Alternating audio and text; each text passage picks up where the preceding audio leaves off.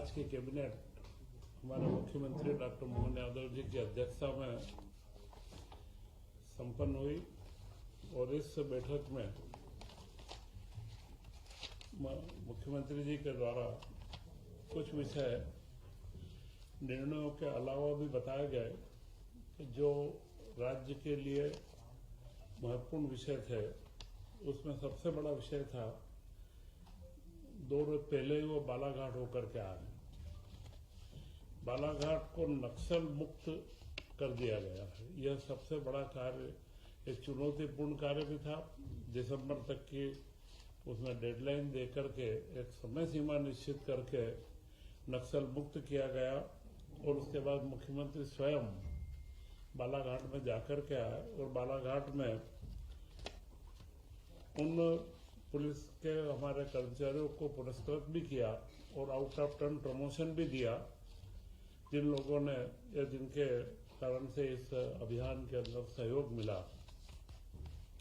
उसी के साथ में मुख्यमंत्री जी ने एक निर्णय और लिया है कि अगली कृषि कैबिनेट, एग्रीकल्चर, यह कृषि का वर्ष है और अब तेज गति से बालाघाट क्षेत्र, पूरा जो नक्सल प्रभावित इलाके भी थे उनमें भी सारी कृषि की गतिविधियों में तेजी आए। उसके लिए कृषि कैबिनेट अगली बालाघाट में की जाएगी। आप सब लोगों को ज्ञात है कि कांग्रेस के शासनकाल में कांग्रेस के कैबिनेट मंत्री की वहां पर एक बड़ी नृशंस हत्या हुई थी, परंतु उसके बाद भी कांग्रेस ने कोई कड़े कदम नहीं उठाए थे, जबकि हमारे गृह मंत्री अमित शाह जी के निर्देशन में बालाघाट को पूर्णतः नक्सल मुक्त करने में मुख्यमंत्री जी के द्वारा जो पहल की गई है, यह एक बहुत बड़ा कदम है और यह कैबिनेट बालाघाट क्षेत्र के समग्र विकास के अंदर एक नई भूमिका अदा करेगी। इसी के साथ में हम लोग लगातार देख रहे हैं मध्य प्रदेश में वन्य जीवों का संरक्षण बढ़ा है और हमारे यहाँ पर चीतों का परिवार भी बढ़ा है। इस बार चीतों का परिवार करीब हमारे बीच में 2 शावकों का जन्म हुआ और उसी के साथ में कूनो राष्ट्रीय उद्यान में 5 शावकों का जन्म हुआ और अब मध्य प्रदेश में कुल चीते 24 हो गए हैं। चीतों की संख्या बढ़ना, उसी के साथ में वन्य जीव के साथ में पर्यटन की वृद्धि हो, क्योंकि मध्य प्रदेश में सबसे अधिक वन क्षेत्र है और वन क्षेत्रों में पर्यटन की बहुत संभावना है और जिससे रोजगार की भी संभावना है, तो उसके अंदर भी हमारी वृद्धि हो रही है। क्योंकि सफेद टाइगर भी इंदौर की जू के अंदर एक सफेद टाइगर मिला है और इसके अलावा रीवा में भी हम लोग उसके लिए प्रयासरत हैं। इसी के साथ मुख्यमंत्री जी ने एक नई योजना को बनाने का भी निर्देशित भी किया है कि जहां पर जू बनते हैं, जिनमें हमारे वन्य जीवों को रखा जाता है, उसी के साथ में एक रेस्क्यू सेंटर भी बनाया जाए, जहां पे जो घायल पशु हो जाते हैं उन पशुओं को ला करके उनका इलाज भी हो और फिर उन्हें स्वस्थ होने के लिए जू के अंदर रखे भी। यह कॉम्बिनेशन का नया प्रयोग मध्य प्रदेश में करने के बारे में मुख्यमंत्री जी की मंशा है।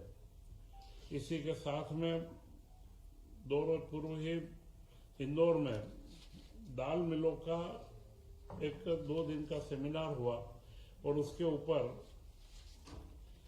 दाल मिलों की जो नई मशीनें हैं उन मशीनों का प्रदर्शन भी हुआ, जो दुनिया के अंदर नई तकनीक के साथ में मशीनें आ रही है और दाल का तिलहन का मिशन मध्य प्रदेश में हम लागू कर रहे हैं। और उसमें तुअर के ऊपर जो पूर्व में इंपोर्ट पे हम छूट दे चुके हैं, कुछ मिलों की उड़द और बाकी चीजों के ऊपर मांग आई है, तो उस पर सरकार बहुत गंभीरता से विचार कर रही है कि मध्य प्रदेश का जो हमारा दाल दलहन का कार्य है वो तेजी से आगे बढ़े। इस सबसे जब हम देखते हैं कि जो मध्य प्रदेश में माहौल बना है औद्योगिकरण का, उसी में वहां जितने भी मशीनों के अलग अलग व्यवसायी आए थे उन लोगों ने भी यह बात की तारीफ भी करी है कि मध्य प्रदेश में औद्योगिक नीति के कारण से एक अच्छा माहौल बना है और उनके मशीनों के अंदर पूछ परख भी बढ़ी है।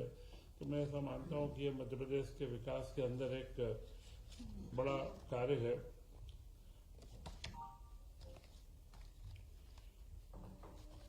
इस सीजन में जो कृषि वर्ष हमने यह घोषित किया है, इसी में सबसे महत्वपूर्ण धान के समर्थन मूल्य में वृद्धि से किसानों को बहुत राहत भी मिली है। 25-26 में 51.74 लाख मीट्रिक टन से अधिक धान का उपार्जन मध्य प्रदेश में हुआ है और समर्थन मूल्य 2369 रुपये निर्धारित था। पिछले सत्र के एमएसपी से यह 69 रुपये अधिक था और पिछले खरीफ सीजन में धान का समर्थन मूल्य 2300 रुपये ही था। तो यह जो 69 रुपये अधिक होने से और समर्थन मूल्य के ऊपर 43,52,905 मीट्रिक टन का उपार्जन किया गया और 8,59,000 किसानों के द्वारा धान का इसमें पंजीयन किया गया था। तो इस वर्ष इसके 1436 केंद्र स्थापित भी किए गए थे और इसी के क्रम में अब गेहूं का सीजन अब चालू होने वाला है। तो गेहूं के लिए उपार्जन में 7 फरवरी से 7 मार्च की तिथि निश्चित की गई है और 26-27 के लिए 2585 रुपये जो केंद्र सरकार के द्वारा एमएसपी घोषित किया गया है, वह पिछले वर्ष से 160 रुपये ज्यादा है। वह एमएसपी के ऊपर उपार्जन का भी निश्चित है। पंजीयन की निःशुल्क व्यवस्था है और किसान द्वारा समर्थन मूल्य पर विक्रय का भुगतान प्राथमिकता के आधार पर आधार लिंक बैंक खातों से किया जाएगा। पिछले में भावांतर योजना हो या जितनी भी योजनाएं रही पुराने अतिवृष्टि के भी जो मामले थे, उन सब में राज्य सरकार ने 15 दिन से 1 महीने के समय सीमा में सारा भुगतान किया है। तो इस बार गेहूं में भी हमारी ये व्यवस्था रहेगी कि हम जल्द से जल्द किसानों का भुगतान उनके खातों में प्राप्त हो जाए। इसी के साथ में स्वास्थ्य का क्षेत्र, जिसमें मध्य प्रदेश ने बड़ी छलांग लगाई है। इस वर्ष जो आंकड़े आए हैं नेशनल हेल्थ के सर्वे के, उनमें जो मध्य प्रदेश में मात्र मृत्यु दर MMR 173 से घटकर 142 हुई है। यह एक बहुत बड़ा आंकड़ा है। 173 से 10,000 के ऊपर 173 मृत्यु होती है, वह 142 हुई है। और IMR शिशु मृत्यु दर वह 41 से घटकर 37 हुई है। यह जो 2 सूचकांक है, यह विकास के सूचकांक के सबसे महत्वपूर्ण पहलू रहते हैं। इनके माध्यम से ही प्रदेश की या देश की जो क्रेडिट रेटिंग या जो रेटिंग की जाती है, इन्हीं के माध्यम से की जाती है। और उसी में टीबी उन्मूलन कार्यक्रम में मध्य प्रदेश 5 राज्यों के अंदर सिर्फ 5 राज्यों में भी आ चुका है। और सिकल सेल में, जिसके ऊपर लगातार हमारे राज्यपाल महोदय भी इस पर चिंतित रहते हैं, और सिकल सेल के अंदर व्यापक स्क्रीनिंग और उपचार की सुविधाएं भी विकसित करी है। और आयुष्मान भारत योजना में 4.43 करोड़ कार्ड तैयार करके मध्य प्रदेश इस देश में प्रथम स्थिति के अंदर है। और PM-3 एम्बुलेंस एयर सेवा का अब उपयोग बढ़ने लगा है। धीरे धीरे कई जिलों के अंदर से इस तरीके के जो दुर्घटना के या जो तत्कालिक गंभीर बीमारी वाले हमारे जो निम्न श्रेणी के या आयुष्मान कार्ड के जो हमारे धारक हैं, उनको हम लोग योजनाएं दे रहे हैं। और जो राहवीर योजना, उसका भी अच्छा प्रतिसाद मिल रहा है, जिसमें 25,000 रुपए की प्रोत्साहन राशि दी जाती है। तो यह तो सामान्य विषय जो मुख्यमंत्री जी ने पिछले समय में जो मध्य प्रदेश के अंदर कोई उपलब्धियां हमारे सामने आई है, इनके बारे में दिए थे। और इसी के साथ में उन्होंने 19 मार्च को गुड़ी पड़वा है और उसी दिन से विक्रमोत्सव भी प्रारंभ हो रहा है। गुड़ी पड़वा का त्योहार बड़े अच्छे तरीके से मना है, क्योंकि संस्कृति के मामले में मुख्यमंत्री जी का हमेशा से एक आग्रह भी रहता है और उन्होंने हमारी संस्कृति और इसकी विरासत के से विकास की जो एक दिशा दी है, तो उसी में गुड़ी पड़वा के पर्व को भी हर जगह के ऊपर बड़े अच्छे उत्साह के साथ में मनाने का निर्णय लिया है। तथा जो कैबिनेट के निर्णय हुए हैं, उनमें सबसे महत्वपूर्ण निर्णय है पेंशन योजना का। राज्य के कर्मचारियों के 2005 से जो नई पेंशन योजना लागू हुई थी, उस योजना के बाद में विभिन्न सर्कुलर व अलग अलग परिपत्रों के माध्यम से अभी पेंशन का निर्धारण होता था। तो हमारे कर्मचारियों को कई चीजों में स्पष्टता नहीं रहती थी। अभी इस बार पूरा का पूरा एक नियम 2026 बना दिया गया है, जिसमें न्यू पेंशन स्कीम पूरी लागू की गई है। और इसमें महत्वपूर्ण बिंदु है पारिवारिक पेंशन। जो केंद्र सरकार द्वारा पारिवारिक पेंशन का प्रावधान जरूर था, परंतु वह बहुत कम लोगों को मिल पाती है। हमने मध्य प्रदेश सरकार ने इसमें विशेष रूप से जो प्रावधान किया है, वह प्रावधान है तलाकशुदा पुत्री। अभी तक पुत्रों को ही इसमें पेंशन प्राप्त होती थी, परंतु तलाकशुदा पुत्री का भी प्रावधान इसमें किया गया है। क्योंकि आप हम सब जानते हैं कि जो लड़कियां माता पिता पर आश्रित रहती है और जब तलाक हो जाए तो उनका जीवन यापन बड़ा मुश्किल होता है। तो मध्य प्रदेश में जो उसको भी पेंशन की पात्रता रहेगी। बाकी सारे नियम जो उनके स्वैच्छिक सेवानिवृत्ति और जो केंद्र सरकार ने जो प्रावधान दिए थे, उन सारे प्रावधानों को उनमें नियमों में समाहित करके एक नियम 2026 का इसमें अनुमोदन किया गया है। इसी के साथ में ओल्ड पेंशन स्कीम का भी और नई पेंशन स्कीम, दो स्कीमों का करा गया है।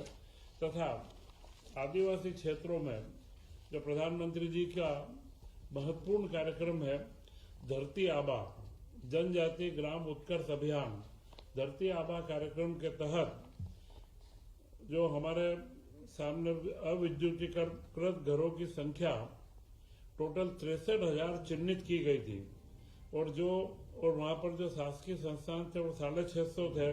कुल 63,000 ऐसे संस्थान चिन्हित किए गए घर के साथ में, और उनमें उनकी जो टोटल 366 करोड़ रुपए की लागत है वो स्वीकृत की गई है।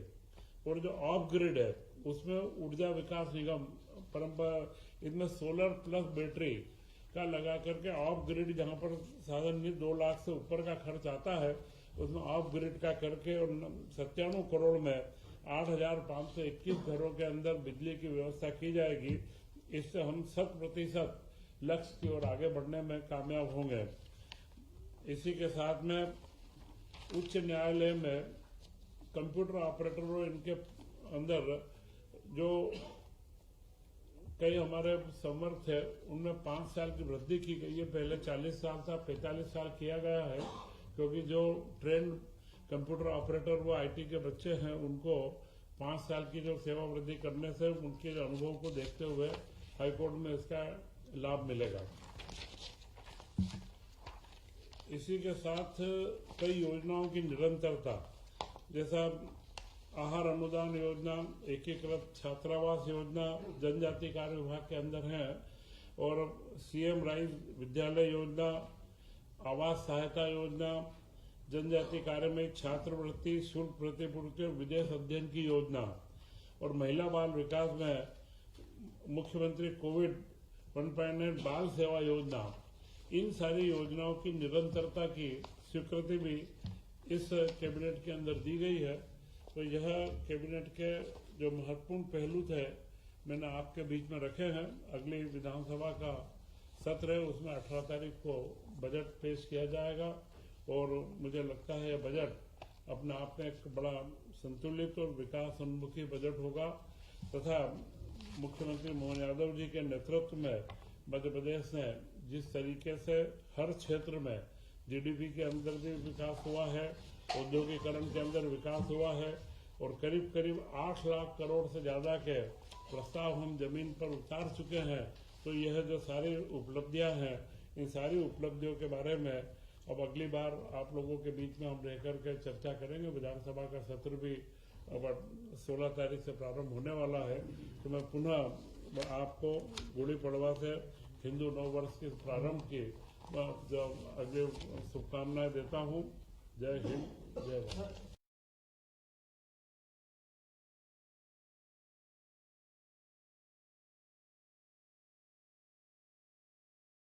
कैबिनेट एग्रीकल्चर के 6 या 7 विभागों को मिलाकर के कैबिनेट, एक कृषि कैबिनेट का गठन है, उसको किया जाए।